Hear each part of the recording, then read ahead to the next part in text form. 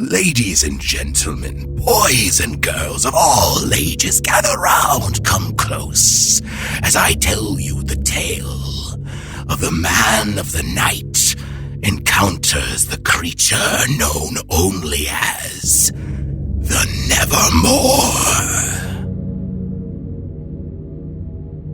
The Raven by Edgar Allan Poe. Once upon a midnight dreary, while I pondered, weak and weary, over many a quaint and curious volume of forgotten lore, while I nodded, nearly napping, suddenly there came a tapping, as if someone gently rapping at my chamber door. "'Tis some visitor," I muttered, tapping at my chamber door. Only this, and nothing more. Distinctly I remember it was in the bleak December, and each separate dying ember wrought its ghost upon the floor. Eagerly I wished the morrow, vainly I had sought to borrow from my books surcease of sorrow for the lost Lenore, for the rare and radiant maiden whom the angels name Lenore, nameless here forevermore. And the silken, sad, uncertain rustling of each purple curtain thrilled me, filled me with fantastic terrors never felt before, so that now to still the beating of my heart I stood repeating, "'Tis some visitor entreating entrance at my chamber door, some late visitor entreating entrance at my chamber door. This it is, and nothing more." Presently my soul grew stronger, hesitating then no longer. "Sir," said I, "for madam, truly your forgiveness I implore. But the fact is I was napping, and so gently you came rapping, and so faintly you came tapping at my chamber door, that I scarce was sure I heard you. Here I opened wide the door. Darkness there, and nothing more. Deep into that darkness peering, long I stood there wondering, fearing, doubting, dreaming dreams no mortal ever dared to dream before.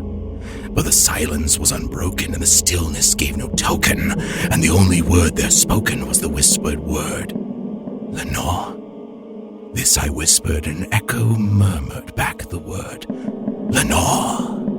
Merely this, and nothing more. Back into my chamber turning, all my soul within me burning. Soon again I heard a tapping somewhat louder than before. "Surely," said I, "surely that is something at my window lattice.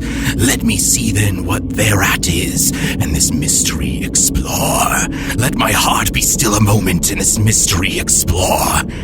'Tis the wind, and nothing more." Open here I flung the shutter, when with many a flirt and flutter, in there stepped a stately raven of the saintly days of yore. Not the least obseance made he, not a minute stopped or stayed he, but with mien of lord or lady, perched above my chamber door, perched above a bust of Pallas, just above my chamber door, perched and sat, and nothing more. Then this ebony bird, beguiling my sad fancy into smiling, by the grave and stern decorum of the countenance it wore. "Though thy crest be shorn and shaven, thou," I said, "art sure no craven, ghastly grim, an ancient raven wandering from the nightly shore. Tell me what thy lordly name is on the night's Plutonian shore." Quoth the raven, "Nevermore."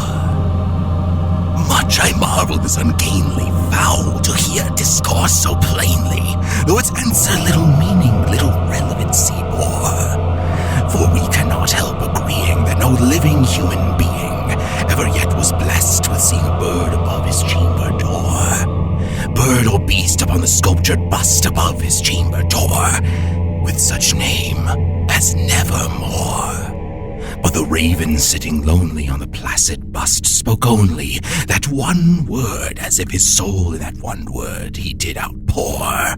Nothing further than he uttered, not a feather than he fluttered, till I scarcely more than muttered, other friends have flown before. On the morrow he will leave me, as my hopes have flown before. Then the bird said, nevermore. Startled as the stillness broken by reply so aptly spoken, doubtless, said I, what it utters is its only stock and store, caught from some unhappy master whom unmerciful disaster followed fast and followed faster, till his songs were burden bore, till the dirges of his hope that melancholy burden bore, of never, never more. But the raven still beguiling on my fancy into smiling, straight I wheeled a cushioned seat in front of bird and bust and door. Then upon the velvet sinking, I betook myself to linking fancy onto fancy, thinking what this ominous bird of yore, what this grim, ungainly, ghastly, gaunt, and ominous bird of yore meant in croaking nevermore. This I sat engaged in guessing, but no syllable expressing to the fowl whose fiery eyes now burned into my bosom's core.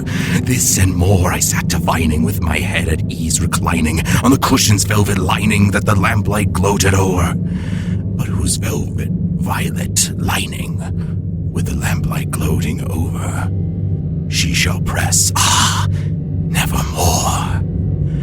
Then methought the air grew denser, perfumed by an unseen censer, swung by seraphim whose footfalls tinkled on the tufted floor. Wretch, I cried, thy God hath lent thee, by these angels he hath sent thee respite, respite and nepenthe from thy memories of Lenore. Quaff, oh quaff this kind nepenthe, and forget this lost Lenore. Quoth the raven, nevermore.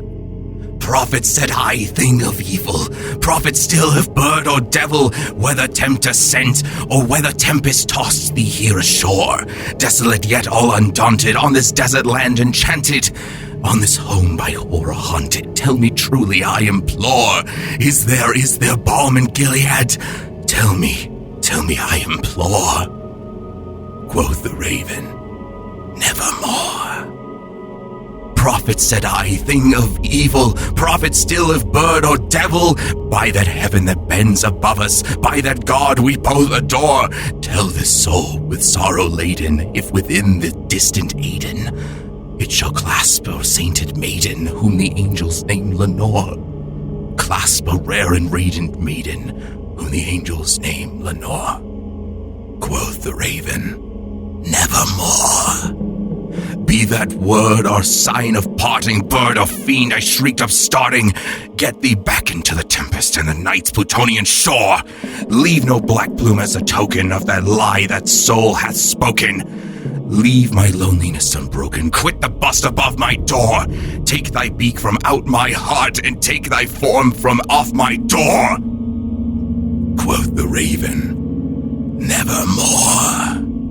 And the raven, never flitting, still is sitting on the pallid bust of Pallas, just above my chamber door. And his eyes have all the seeming of a demon's that is dreaming, and the lamplight o'er him streaming throws a shadow on the floor. And my soul from out that shadow that lies floating on the floor shall be lifted nevermore.